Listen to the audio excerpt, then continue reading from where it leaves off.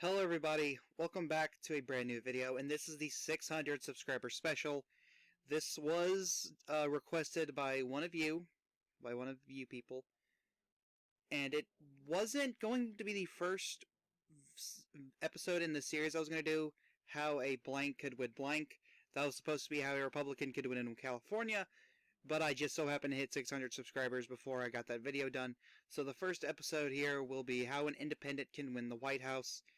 This is, of course, I hope y'all enjoy this. Very experimental here. But here is my take on how an independent could win the White House. The three people that you see here are definitely not related at all. Definitely not. I think the biggest factor in, winning the White House as a third-party candidate is keep your fucking nose clean.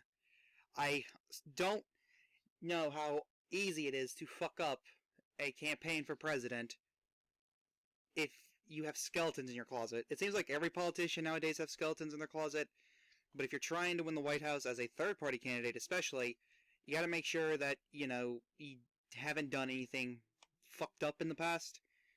Also, you have to be an outsider. If you're if you've been in politics for years, people just won't trust you. Outsider people probably won't trust you, but not as much. They'll be a lot more open to listen to you because you're not the typical, person running for president. You could say Donald Trump was a fluke. I don't know, but that's just my take on it. So strategy. What kind of strategy should you partake? In my opinion, you should be, going after almost every single state. You should be campaigning in almost every single state. Even though, other politicians wouldn't. You should, because you need to win 270 electoral votes. As a third-party candidate is super hard. Here's an example. In 1992, Ross Perot got 20% of the vote and didn't win a single electoral vote. So you're going to have to spend a lot of time, a lot of money, going to every single state, talking to voters, getting your name out there as much as possible. And you're also going to have to spend a lot of money. So you're either going to have a strong grassroots movement or be super rich. And both of those are going to be extremely difficult and will both come with a lot of negatives. So I have just put every single state in a tier. Tier 5 are states that aren't really needed for victory, nor the popular vote. Tier 4 are states that you don't necessarily need. However, these states are going to have a chain effect around other possible states that you either need for the popular vote or just need to win. Tier 3 are your could potentially win states. These are states you want to test the waters in, see, hey, could I win here? But if not, this tier will be like, okay, some of these states will go up into tier 2, and some of these states go down to tier 4. It really depends. And tier 2, this is your expanded victory. Either you expand your victory on the electoral college count, or you expand your popular vote total. And tier 1 is your top priority. You need to have these states be states that are flexible in how they vote, as well as enough states to equal 270 electoral votes. These are your must-win states. And so here is a picture of a map on YapMS of tier 1 are your states in red: Washington, Oregon, Nevada, Utah, Arizona, New Mexico, Alaska, Hawaii, Oklahoma, Kansas, Nebraska, the Dakotas, Minnesota, Iowa, Missouri, Georgia, South Carolina, North Carolina, Kentucky, West Virginia, Ohio, Wisconsin, Michigan, Pennsylvania, New York, New Hampshire, Maine, Rhode Island, Connecticut, and New Jersey. Your tier 2 states are, of course, your states that you're going to need for the popular vote. California, Montana, Texas, and Arkansas. Then your tier 3 states. You have Idaho, Colorado, Louisiana, Florida, and Virginia. Tier 4, you have Maryland, Delaware, Massachusetts, Illinois, and Indiana. And tier 5, these are states that you really don't want to go to often. If you need, only go there if you absolutely need to. But you got Wyoming, Tennessee, Mississippi, Alabama, DC, and Vermont. Here's your target base, and you're pretty much targeting almost everyone. And as you can see on this picture here, party affiliation has changed a lot from November 2004 to May 2020. The independent numbers have gone from 27% to 40%, as both Republicans and Democrats have lost party affiliations in past 16 years as of 2020. So you want to be going after white working class voters, black voters, Asian voters, Hispanics, suburban women, swing voters, as well as independent and third-party voters. And speaking of third parties, you want to get the endorsements of as many third parties as you can, but the three big ones is the Libertarian, Green, and Forward Party. I'm pretty sure the Forward Party will be the easiest to get the endorsement of, potentially. But if you can get the endorsement of all this, all our three of these parties, and they actually campaign for you, donate to you, help your campaign out, you should be able to get at least 3 to 5% of the vote if you were to secure all three of the parties' endorsements. So here's some policy stances. It's pretty much whatever your typical... Sorry about that. So here are your policy stances. It's pretty much whatever the average suburban or swing voter supports. You need to be pro-Second Amendment, however, you have to be open to common sense regulation. That is pretty much the standard policy that most people support, is that, yeah, we have a right to bear arms, however, we do need common sense regulation to stop shootings and all that. Over 60% or 60 to 70% of the country supports weed legalization. That's something you want to back. Same thing with pro-same-sex marriage. There you go. Border security as well as border reform. A lot of people want the border secure. However, they want reform as they think the system is broken. Trade protectionism. If you're not some rich douchebag, then you are pretty much in support of protectionism. Large government spending. A lot of people like large government spending. That's typically the normal stance here. Like, if I had to guess, 35 to 40% of the country might support might support little small spending, as well as tax cuts. Not many people are against tax cuts. If they do, then I really want to hear your reasoning as to why.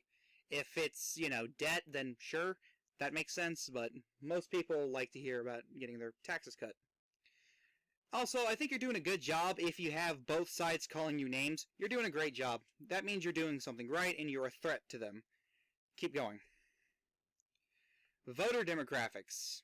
So I'm going to be using community size as the example here, but you need to come in second in at least 75% of each demographic category, meaning ideology, party, gender, marital status, etc. You need to come in second in at least 75% of these. If you get first, that's great. If you get third, we got a problem. Here's an example. In the rural areas, you come in second at 35%. In the suburbs, you outright win them at 42%. In the urban areas, you come in second, winning 28%. And, of course, the hypothetical popular vote based off this would be you winning the popular vote 37%, with the Dems winning 33% and the Republicans winning 30%. That is, of course, an example that it's absolutely not going to play out like that because you have other factors besides community size. However, that's just an example. Just based off of this, you combine community sizes together without, breaking down rural, suburban, urban, you pretty much win 37% outright. Because you got at least second in, at least second in all of these. However, there's a problem here. Even if you do win the popular vote, there is a large chance that you will either, deadlock the election or just not win at all. Because it's super difficult for a third-party politician to win in our current electoral system. And so if it was to go to the House, even if you were to make friends with as many members of the House as possible, a best-case scenario with our current Congress would be this map right here. And, of course, votes are in... When it goes to an election to the House, each state votes as a whole. So whoever wins the majority, or I guess plurality, of the votes in that state's House delegation wins outright. So the Democrats would win 19. You, the Independent, win 5.5 because you have some split delegations here that, in the best case scenario, you would split the delegation there. And the Republican would win 25.5, however you need 26, so this would go to multiple ballots. Probably just 2, because a lot of the Republicans that supported you, the Independent, would probably switch back over to support the Republican. If not, we all know what happens the last time there was multiple ballots. Anyway, meet with everyone. You need to meet with voters, donors. I don't give a damn if people are attacking you for accepting money from a billionaire. As long as you're not promising them anything in return, it shouldn't matter. Meet with politicians. There are so many politicians here that you could convince to support you and break party lines. It's unimaginable, but it could work if you have enough influence to do so. Which, if you are getting this far in the cycle to be seen as a threat by both Republicans and Democrats, absolutely politicians will be lining up to endorse you. Just like Betsy Johnson did, however, the Democrats really did derail that campaign at the end there. It was kind of genius. You also want to meet with journalists. Try to get your name out there. Do as many interviews as you can. This also goes with the media. Get your name out there. Make sure you're being seen on TV, the newspapers, the internet, everywhere. Might get annoying at first. Don't do it like Michael Bloomberg, where every 5 fucking seconds you are saying, "Hi, I'm Michael Bloomberg, and I'm running for..." Don't do that. Alright? There are ways you can, get your name out there without, seeing your face every 5 seconds. That'll make people not want to vote for you. Meet with everyone. Alright? Like, I know it's a tough matter. It seems like you're going to be campaigning every single day of your life. Instead of, well, yeah, pretty much. You're going to be doing double time what the Republicans and Democrats. Fuck it, you're going to be doing triple time of what the other two are doing. Because you are at a significant disadvantage. And that is pretty much everything that I got from this. Pretty much meet with as many people as possible. Get your name out there as much as possible. You're going to have a huge grassroots movement. Or just be rich as hell. It'll be really difficult. But, that's just my take on how a third-party candidate could win the White House. Hope you guys enjoyed. Thank you guys so much for 600 subscribers. This is the Chaotic One saying, peace.